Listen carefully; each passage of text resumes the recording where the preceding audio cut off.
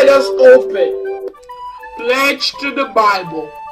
I pledge allegiance to the Bible, God's holy word. I will make it a lamp unto my feet, a light unto my path, and hide its word in my heart, that I may not sin against God. Amen. I pledge allegiance to the Christian flag and to the Savior for whose kingdom it stands, one brotherhood, uniting all mankind in service and in love. Amen. Welcome. I'm really happy to see you here. So thanks for dropping in. Good evening, Biles Baptist Church. I am here with you with a message. A person that teaches the word of God but does not follow it is a false prophet. A person that teaches moral values but does not take the initiative to follow them is a hypocrite. Hypocrite. How do you see the speck in your brother's eye while not noticing the plank in your own eye? First, remove the plank from your own eye, then remove the speck from your brother's eye. May God bless the hearers and doers of this word for the good and edifying of our heart, our mind, our spirit, and our soul. First, let us begin. Pledge to the Bible. I pledge allegiance to the Bible, God's holy word.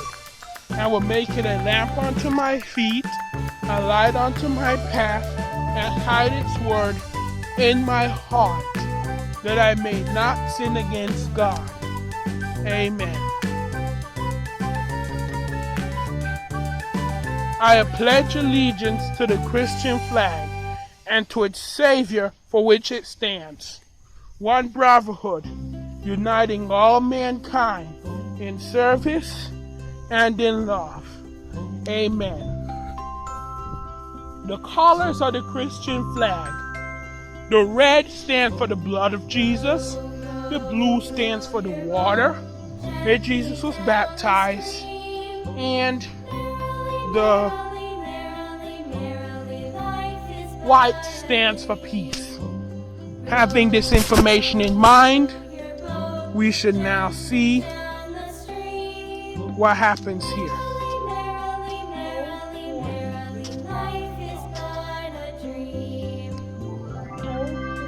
Okay, so here we are in Biles Baptist Church. The official time is 10:30 p.m. at night. What am I talking 10:30? 1:30 p.m. We are, but be ye not a hypocrite. We've taught this lesson. Remember the example I've showed you back in the month of April with the elephant holding up a sign saying, "Thou shalt not kill," and then another sign saying, "Keep the death penalty," while there is another person that says it is okay. What is okay to do? Deacon Durden, can you tell me what is okay? Can you tell me what's okay to do? Oh yeah, that violence is okay, and then another side saying ban peaceful protests. I don't know where I get the example from. It was found on Google, so if you want to look it up, go ahead. So, who is the hypocrite, the elephant or the pig? The elephant! I could just hear somebody across the neighborhood shouted the pig. Hope not. It's the elephant. The elephant is the hypocrite. You know why? Because he says one good thing and then says another bad thing. When you go in the pulpit and you preach the word of God and you spread lies throughout the church, not only do you ruin that church's reputation, but you ruin your own reputation, putting your spiritual lives at risk. Usually, new pastors that are new to the pulpit would typically do things like this and lose their job unknowingly. This is why usually you are supposed to be skeptical about who are you letting in your pulpit. When lies are spread throughout your church or any religious organization for that matter, things can become very hectic, which is the reason why you should always be skeptical of who's coming into your pulpit. For safety reasons, you should not lie when you are speaking to God. We have taught many sermons on this year and part of last year. Do not lie to God. Do not lie to God. Do not lie to God. So much things have been lost when you lie to God. Liars never win. I repeat, liars never win. As I leave you this evening, brethren, liars never win. Don't lie to God. Don't be a hypocrite. Because the first way how not to be a hypocrite is to take a look in the mirror. When you take a look in the mirror, you will see the type of person that you are.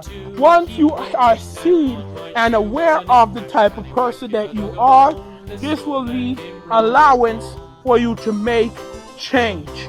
Once the change has been made, then you could stop doing whatever you are doing to be called a hypocrite. The second way to not be a hypocrite is to not only look in the mirror but fix the problem that has befallen you. There are 3 ways to do this through the system of factory default. All of these are sermons that I have preached before. First, you must give your life to Jesus. First, you must repent for your sins. And then you must give your life to Jesus. And then you must obey what Jesus has to say. Those 3 things that you must do in order to not become a hypocrite. The final thing you must do is obey him. This is the third way to factory default. So how do you obey him? Just simply do what he tells you or leads you to do. The final way to not be a hypocrite is not only to take a look in the mirror, not only to fix the problem that makes you a hypocrite, but then you guessed it, likewise pray and mend your relationship with God, Jesus